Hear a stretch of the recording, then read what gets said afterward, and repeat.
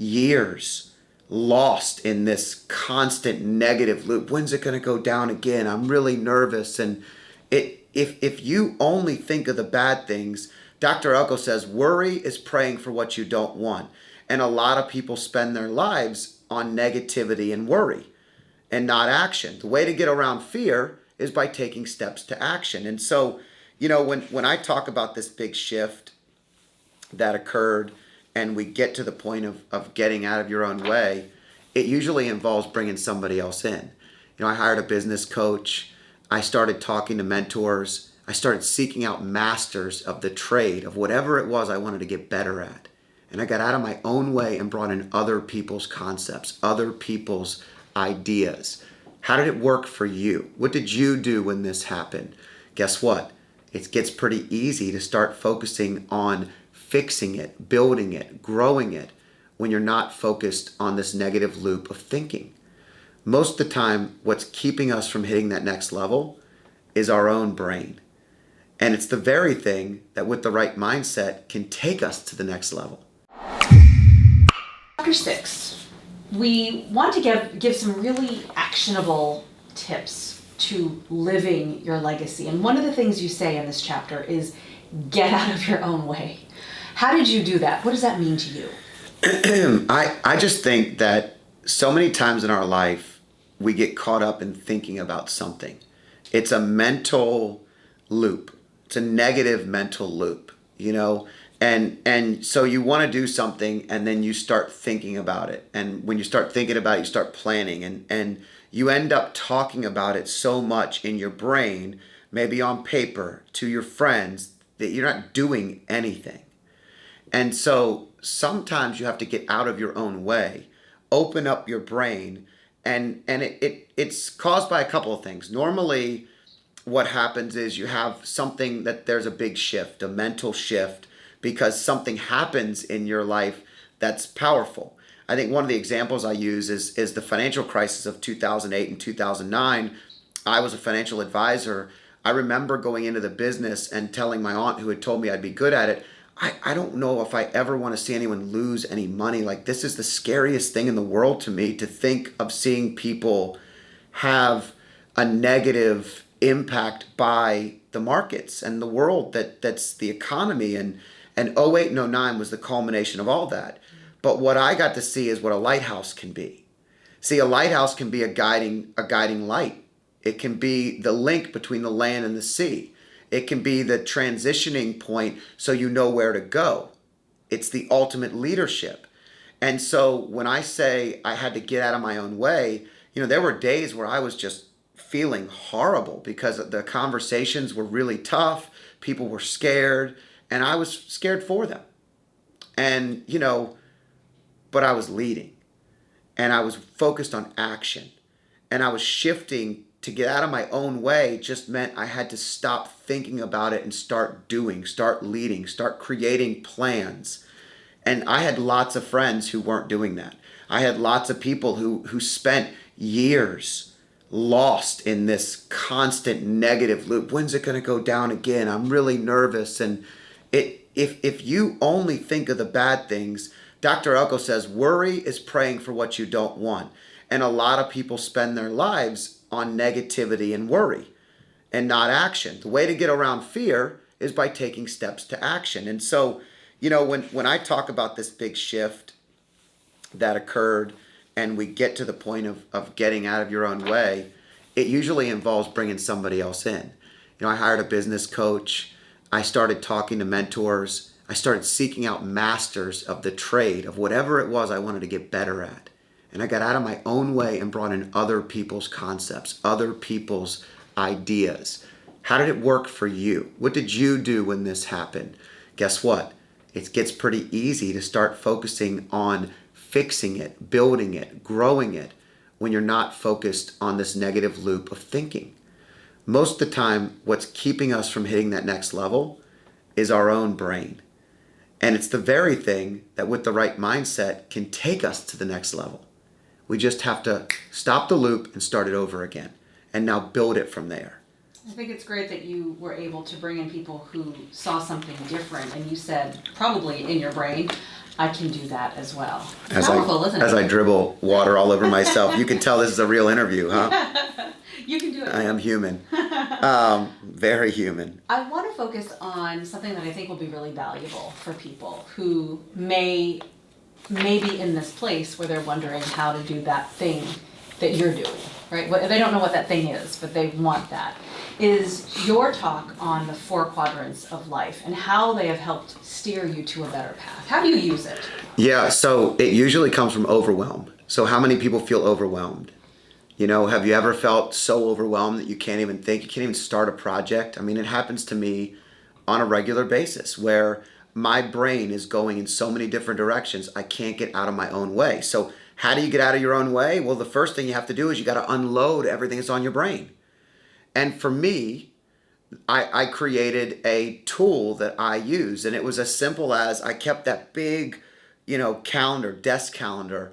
And at the end of every month, I always feel accomplished when I rip that calendar off and I go to the next month and I look at all the things I accomplished in that month. And I actually will go back on that calendar a lot of times and write in some of the things I did on days that didn't have anything scheduled. Maybe if there was a big moment, maybe if something happened in that day, I will use that and then it goes away.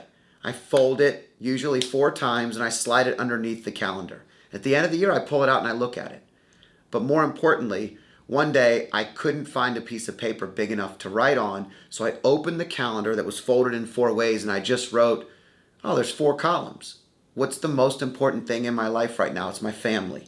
And I wrote family and relationships, and I wrote work and wealth in the other corner. I wrote health in the corner because at this point in time in my life when I first did this, I was scrambling a little bit with my health. There were things that were spiraling out of control and I had to figure out what I could do. And then I wrote spirituality. There was a reason why I put those 2 on the bottom. And there was a reason why the other 2 were at the top. And it really came down to the first step of getting out of the overwhelm. Getting out of my own way meant a brain dump. Just a simple brain dump. Everything on my brain. And you could do it 2 ways. You could do it by columns. You could actually write everything on your brain from family. I remember one of the first years I did this, I had to have specific conversations with my boys about certain things that I didn't want to have to talk about, and there were things I wanted to do as a family that year that I kept saying we were going to do, and they never happened. And I brain dumped it. I just wrote it down on the page. And there might be things in the house that I wanted to get done. Simple brain dumping things like the shower head needs to be replaced in this bathroom. And every time I take a shower, I look at it and think, gosh, I still haven't done this. And it takes up mental capacity. So I get it all out. Down to the training that one of my sons wanted to do for soccer and big ideas that I want to accomplish. Some are ideal, some are ideas, some are actions. I brain dump everything that I could think of for family, everything I could think of for work, wealth. And with work and wealth, I also usually include my charity, and I usually include anything that I'm doing for the community. That's my work life, my grind it out. It's going to take time and energy. And then I write down all the things I want to fix with my health. All the things. I wrote meditation down for like 3 years before I ever meditated. And then I started meditating like once a week, once a month, until I started doing it 5 minutes a day. And then it was never enough. Like, you have to actually get it out of your brain and onto something that you hold accountable.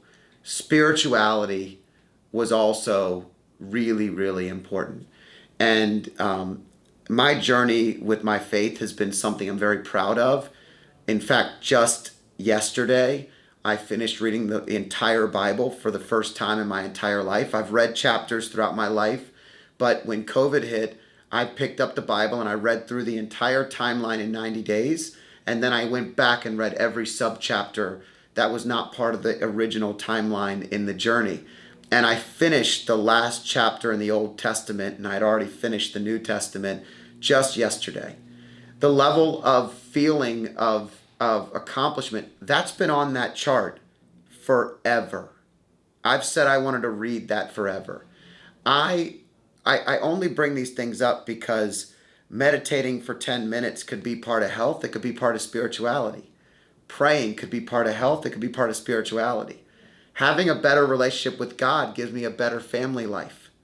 Having a better relationship with my health. Without my health and my spirit, how can I even be alive? How long will I be here if I'm not taking care of the basic fundamentals of my mental capacity, my spirituality, and my health? My work will suffer if I'm not healthy. These things all work together. And so I talk in the book about the 4 quadrants, and we'll do a much deeper video on this because this is a topic I want to teach. It's something I want people to understand better. But just brain dump. Write down these 4 pages. So I have a Remarkable I use now, and I actually write 4 pages on the Remarkable, and I go to a new page and I jot down every single thing. And I checklist them off as I do them. And I love it.